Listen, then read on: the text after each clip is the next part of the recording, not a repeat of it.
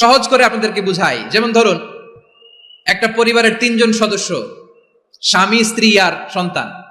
তাদের সকালবেলার ব্রেকফাস্টে স্বামীর, সকালের নাস্তায় স্বামীর 3টা রুটি লাগে, স্ত্রীর 2টা লাগে, আর সন্তানের 1টা রুটি লাগে। এখন আমি যদি সমান সমান করে আদল করতে চাই, সবাইকে যদি 3টা করে রুটি দেই, তাহলে স্বামী বেচারার জন্য ঠিক আছে? কি বলেন? কথা কি বুঝতেছেন না কষ্ট হয়ে যাচ্ছে? যদি সমান সমানের নিয়মে আগাই, তাহলে 3টা করে যদি রুটি দেই স্বামীর জন্য ওকে, কিন্তু স্ত্রীর জন্য 1টা বেশি হয়ে যায়। আর সন্তানের জন্য কয়টা বেশি হয়? আচ্ছা, এই তো বুঝতেছেন, মাশাআল্লাহ। আচ্ছা, 2টা করে যদি সবাই দেই সমান সমান নীতিতে, তাহলে স্ত্রীর জন্য, স্ত্রী বেচারির জন্য ঠিক আছে, কিন্তু স্বামীর কয়টা কম পড়ে?